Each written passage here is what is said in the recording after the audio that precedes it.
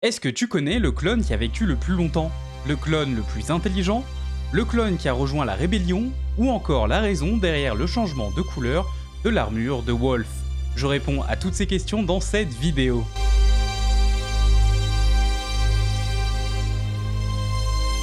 Hello Zer, j'espère que vous allez bien. On se retrouve aujourd'hui pour une nouvelle vidéo, une compilation de mes shorts sur le thème des clones. J'espère que la vidéo va vous plaire. Si c'est le cas, n'hésitez pas à liker, commenter et à vous abonner. Ça donne énormément de force, merci. Bon visionnage. Partie 1, le changement de couleur de l'armure de Wolf. Pourquoi le commandant Wolf est passé d'une armure rouge à grise dans The Clone Wars? Au tout début de The Clone Wars, Plo Koon et le 104e bataillon sont envoyés en mission de reconnaissance afin de retrouver un vaisseau séparatiste extrêmement dangereux qui pourrait anéantir la flotte républicaine. À ce moment-là, on peut voir que Wolf et ses hommes portent tous une armure de couleur rouge. Malheureusement, la mission ne se passe pas comme prévu, ils tombent nez à nez avec le malveillant qui détruit entièrement la flotte de Plo Koon. Seuls Wolf, Sinker, Boost et Plo Koon arrivent à échapper à la mort avant d'être retrouvés par Anakin et Ahsoka. En mémoire à tous ses frères perdus lors de cette tragique bataille, Wolf décide de repeindre son armure rouge en gris. Et c'est pourquoi le 104e bataillon garde cette couleur jusqu'à la fin. Partie 2, le bataillon de clones le plus dangereux, le bataillon Rancor.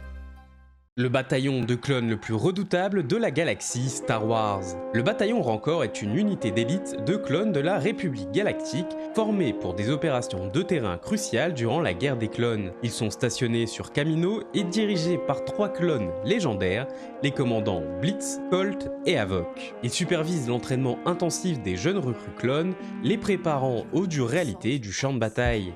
Le bataillon devient célèbre lors de la bataille de Kamino, où il joue un rôle essentiel en défendant les installations de clonage contre une puissante attaque séparatiste. Le bataillon est équipé pour les situations les plus dangereuses et adopte des tactiques assez avancées. Leur discipline et leur esprit de corps font d'eux un exemple pour tous les clones de la République Galactique. Blitz, Colt et Havok en particulier incarnent l'expertise martiale des clones les plus expérimentés, transmettant à leurs troupes la capacité de réagir rapidement et efficacement dans des conditions extrêmes. Partie 3, le clone le plus intelligent.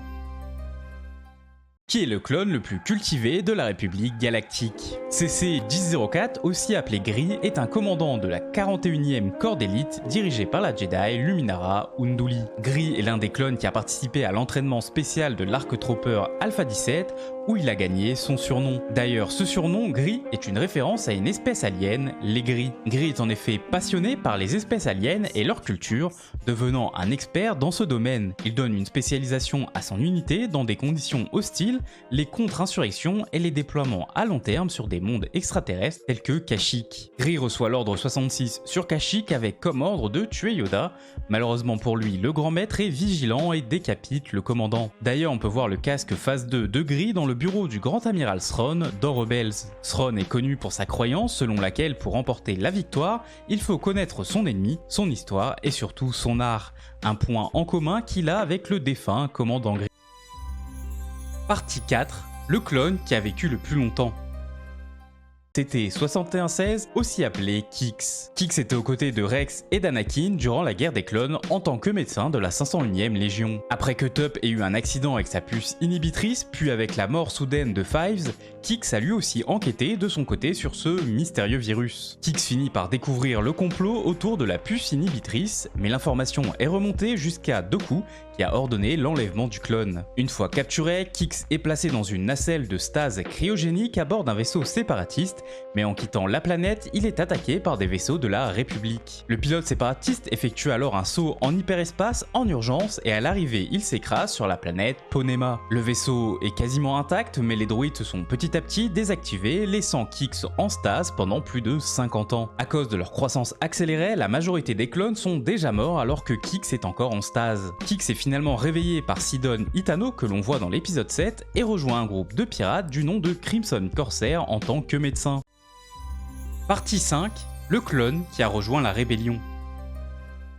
Qui est le clone qui a rejoint la rébellion? Alors évidemment, on connaît tous Rex, Wolf et Gregor, mais aujourd'hui on va parler de Able, également connu sous le matricule CT-1707. C'est un soldat clone qui a combattu pour la République Galactique durant la guerre des clones et qui était sous les ordres de la générale Jedi Shaak Ti, avant de devenir plus tard membre de l'Alliance Rebelle. En effet, un an après le début de la guerre des clones, Able est bloqué sur la planète Lubang Minor, lorsque sa canonnière LAAT est abattue. Plus de 20 ans plus tard, cette même planète devient un champ de bataille entre l'Alliance Rebelle et l'Empire Galactique durant la guerre civile galactique. Au cours de l'affrontement, Able se révèle aux Stormtroopers impériaux, pensant à tort qu'il s'agissait de clones portant une nouvelle armure, mais il est alors pris pour cible par les Stormtroopers. Après avoir été secouru par Luke Skywalker qui se présente comme un général Jedi, Able décide de rejoindre l'Alliance. Il aide les rebelles à fuir la planète et il va intégrer le service de renseignement de l'Alliance, adoptant simplement le nom Able. Bien que Luke Skywalker n'a jamais été réellement un général, Able continue de l'appeler ainsi, étant habitué à ce que tous les Jedi le soient pendant la guerre des clones. Dans les mois qui suivent, Able participe à plusieurs missions de l'Alliance couronnées de succès.